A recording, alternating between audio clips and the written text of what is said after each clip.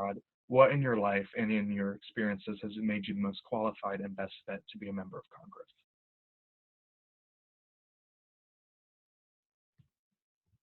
I don't know that anyone is, quote, qualified to be a member of Congress because it's a representative body. But the things that I would bring are, I have both an academic and a personal understanding of how the government works. I have a master's degree in American government, specializing in congressional and federal policymaking. I've interned and staffed Capitol Hill. I've worked, for trade associations and things like that. I understand policy from a nuts and bolts perspective. But also I understand that these policies have real life potential. I was one of the first Head Start kids in Ohio. When I was born, my mom was on welfare. And, she worked really hard and she got training programs to help her move her off welfare and to move our family off welfare. And those are the things that are really, really important to me. Making sure that those policies, and we can see how important policies like that are, the social safety net policies, are so important. As you can see right now, those are the things that I've spent my life studying, that I've spent my life working on, and that I've spent my life living. And those are what I think that I can bring to representing the people of the 4th District. Okay, thank you. Mike, same question to you. Yeah, so I've had the privilege in my life to have 2 careers that kind of ran simultaneously. One was as a television writer, producer, and the other was working in progressive Democratic politics. In fact, while I was writing for shows like Ellen and Real Time with Bill Maher, I was also writing speeches for Democratic politicians like Alan Cranston and Tom Harkin and Senator Ted Kennedy. But my biggest opportunity came in 2008 when one of my close friends and my daughter's godmother, Jackie Spear, was elected to Congress in a special election. And she asked my wife and I if we would sell our home and move to DC to run her office, and we did. And during that time, if you remember 2008, we got there just before Obama was elected, but we were there for the banking collapse and the rescuing of the auto industry and Dodd-Frank.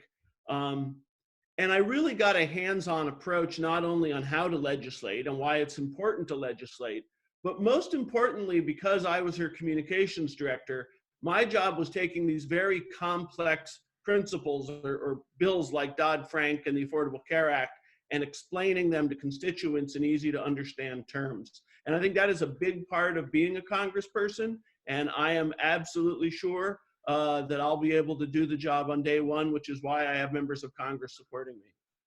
Okay, so Mike, this next question is just for you. Okay. You claim to be the most progressive Democrat in this race and the real Democrat running for the nomination. What makes you the most progressive candidate in your view? My long commitment to progressive politics, I don't define Democrat as the ballot you choose on primary day. I define being a Democrat in working tirelessly over the years for Democratic candidates, for progressive candidates. Shannon and Jeff didn't even help Janet Garrett last time around. Now, Shannon wasn't in the district, but Jeff has been here, and there's no reason a Democrat doesn't at the very least step up for the Democrat running for Congress. How do you even call yourself a Democrat that way? I have worked for Democrats my whole life, and primarily for strong women Democrats. I mentioned who I interned for, Harvey Milk and Tom Lantos.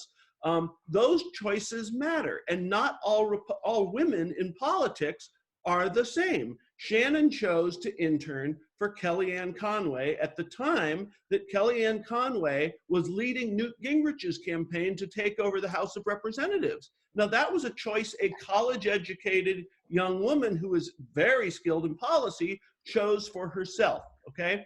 I made different choices. I don't think being a progressive means just checking the box and saying, I'm for healthcare, I'm for women, I don't want to put kids in cages. It is a lifetime of commitment that can be measured, that you can actually go back and do the research and see that one of us was on the front lines all these years, and 2 of us were not on the front lines. I welcome them to the cause, but I've been here my entire adult life. Okay, thank you. Now, Shannon, since you were mentioned, I'm going to give you a 30-second rebuttal. Yeah, that's fine. Mike loves this argument. It's not true. I was in college. Kellyanne was not Kellyanne Conway. She was Kellyanne Fitzpatrick. She was a It doesn't count She was through in the love base with my case. college. She wasn't this like monster that she has become. And I was curious. I mean, I was curious. I wanted to understand how the other side of politics worked. Let me tell you, that's a benefit in this race. I understand the mindset in a way that no one else running in the Democratic primary does.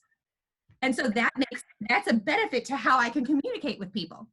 But the most important thing is, and Mike likes to talk about people that he worked for. I spent my freshman year in college interning for Senator Kennedy when he was doing healthcare reform, the Hillary bill, when he was passing the idea of reauthorization, when he was passing the elementary and secondary education, when he was doing the first student loan bill, all of those things. I had a front row seat, well, second row because I sat behind him, watching and learning how legislation worked. And those are the things that I bring. But, and I also don't know that there's any real benefit to attacking the other people in this race. I don't believe that we should be. I mean, we've all agreed by the end of this that we're going to support the one who wins because it is an existential threat much bigger than any of our egos should be. And so I think that's where we should all be right now. Thank you. And let's move on. So Mike, this next question is your second question. So of the three candidates running, you're the only candidate that was not born and raised in Ohio, right? You were born in California. Right. Yeah. So I want to know, like, what made you decide to make Ohio your home and why you wanted to run for office here? Yeah, I like to say I am an Ohioan by choice. I live in Ohio because I had the good sense of marrying a woman from Ohio. That's why we moved here. I moved here for my family. Both my wife and I met in the entertainment industry and both had really great careers in the entertainment industry, but it was always our goal that at some point we would leave with what we've earned and go back to Ohio to raise our family. And it's the best move I've ever made. I love living here in Ohio. But more important than not being born and raised in Ohio is being born and raised in the progressive movement. And Shannon, it is not attacking to point out the thing that you have on your website. You were very proud of working for Kellyanne Conway, and you even called her Kellyanne Conway, not Kellyanne Fitzpatrick, and she was helping Newt Gingrich with his contract for America at the time, and she was going on talk shows with Laura Ingraham and Ann Coulter at the time, and you're a brilliant, well-educated woman. You knew all of that. So it's not an attack, and I will support Shannon if she wins. Shannon probably will win. She's raised more money than the rest of us, and money talks in politics. And I will gladly vote for Shannon if she gets the nomination, but there is nothing wrong. It's the same thing I said about the Bernie people. Let people point out their differences with other candidates. It's not the end of the world. Okay, thank you. So this next question, and you both have touched on it a little bit, but just as a confirmation, will you support and endorse the eventual Democratic nominee in order to unite our party and to defeat Jim Jordan? Shannon, you can start. Absolutely. I mean, who else would you support? I mean, there's I mean, we're in a time where it can't be, you can't play games. You can't be like, oh, well, I'll vote third party or I'm not going to vote because I didn't get my person. There's a threat to our country and our world. You're going to vote for, I absolutely will vote for Joe Biden. Oh, I meant in our congressional. You meant me. Oh, no, we've already talked about that. Sorry. No. Okay. I will, absolutely. Understand, we've already made that agreement. Yes, we have. I got distracted. We made that agreement long ago. We will support the eventual nominee. Like that's a yes. And understand, Jeff has agreed to those terms as well. I know he's not here, but he has agreed to those terms as well. So I want everyone to know that as well. Chandler, if I could just say, yes, I will support whoever wins this nomination. And beyond that, I will also help make them a better candidate by asking tough questions of the people I run against. And if you can't stand the heat from a fellow Democrat who's going to support you, imagine what happens when you face Jim Jordan and Trump's angry tweets and all that firestorm of nonsense. So absolutely, I will happily be, in fact, the minute we know who the winner is, I will get up on social media and congratulate Shannon or Jeff and say, I'm in.